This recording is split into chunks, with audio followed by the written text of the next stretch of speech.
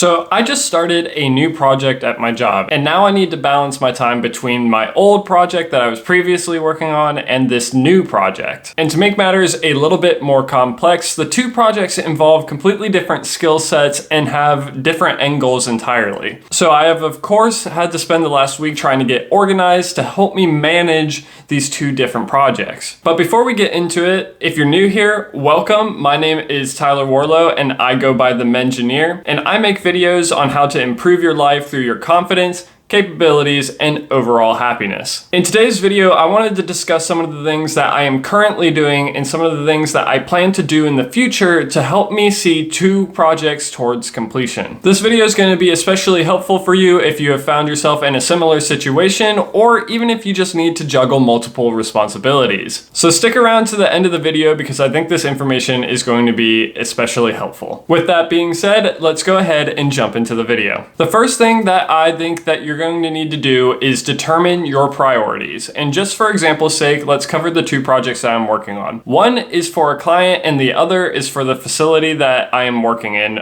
with my company. After discussing things with my manager, the client-based project is the priority while the facility-based project comes secondary. Now, this is a situation that I find myself in, but sometimes it can be a little less cut and dry. Sometimes you might have to be managing projects from multiple clients, or you might just have multiple projects from your employer. I really recommend sitting down and taking the time to determine what the deadlines are for these different projects and just how strictly they need to be adhered to. Determining these things are going to help you decide what really needs to be the priority and what you need to focus your work on. Another thing that you need to understand when examining this is that the workflows for different projects can kind of ebb and flow. One week you might have a lot of work for one project, but then the next week a lot of work for a different project. But because you took the time to determine what your deadlines are, you're going to be able to keep a good handle on what it is that you need to work on, which is going to lead into the next tip. The next thing that I recommend that you do if you're trying to manage multiple projects is track your progress towards those deadlines and deliverables that I mentioned in the previous tip. A lot of people make the mistake early on that they're going to get everything they plan done in a day.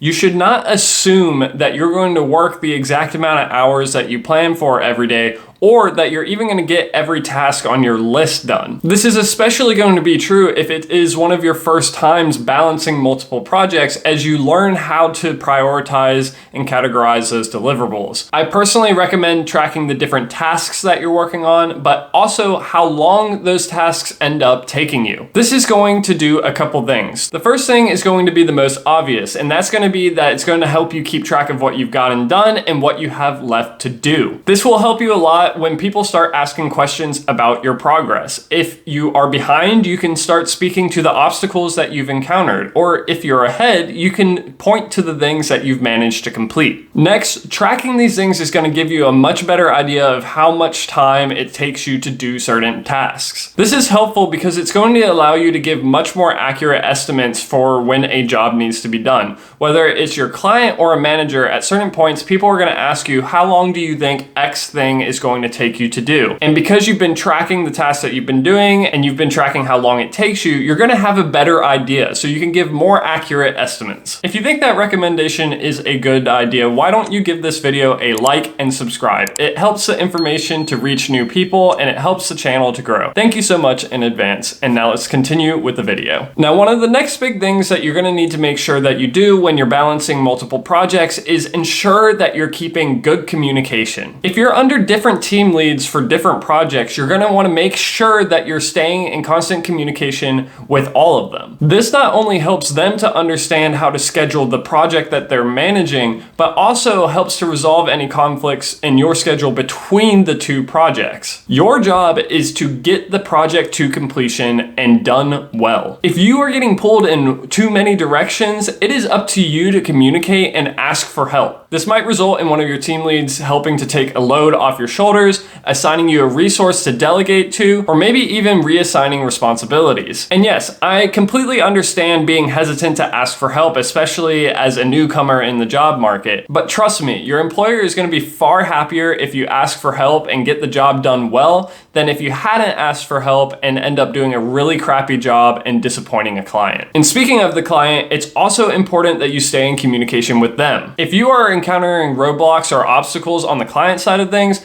they need to know about it. This way, they can have a little bit more realistic expectations as to the progress of the project, and you might be surprised at how often the client can actually help resolve these obstacles for you. But how do you guys like to stay in communication with your client? Do you prefer email, Teams? Let me know in the comments down below. I'd like to know, why is that your preferred communication method? And maybe what kind of position do you hold? I think that kind of information is really interesting and insightful. But for now, let's continue. Now that we've got those first 3 tips covered, you're going to want to go ahead and make a plan. Just because you've determined your tasks and deadlines doesn't mean you've got a roadmap of how to get there. So it's important to establish a plan of attack for how you're going to achieve these deadlines. This plan is going to help guide you towards those deadlines, and it will assist you in one of the earlier tips of helping you to track your progress. In my opinion, it's better to make a more broad and generalized plan that has pretty large checkpoints. This is because if you get too specific and into the weeds and making very specific deadlines, you're setting yourself up for frustration and failure when you inevitably encounter an obstacle that prevents you from meeting some super specific sub deadline that you've set for yourself. Once you have that generalized path, you can make more specific goals on a day-to-day basis. But the reason I say to do that on a day-to-day basis is because more often than not, things will not go perfectly. Something will inevitably go wrong, and you're going to have to adapt and shift and change to meet your priorities. And finally, the biggest one is keep the end goal in mind. It can be very easy to get lost in just how much work you need to do. And there's gonna be days that are just incredibly frustrating and feel like the hardest grind to get the work done that you've ever had to do in the world. I find that in those moments, it's incredibly important to take a step back and remember what it is that you are working for. For me personally, I am working in the pharmaceutical industry. So I remind myself that I'm working towards helping to save lives, that getting this medicine out into the market might help save a sick person's life. It's things like that and keeping that end goal in mind that can help motivate you to push through those really difficult days and balancing multiple projects. But that's going to be it, everyone. If you've made it this far in the video, thank you so much for watching. I appreciate you. If you found the information to be helpful or you enjoyed it at all, please be sure to leave a like and subscribe to the channel. And if you have any thoughts, ideas, or opinions, or maybe you just have a type of video you'd like to see,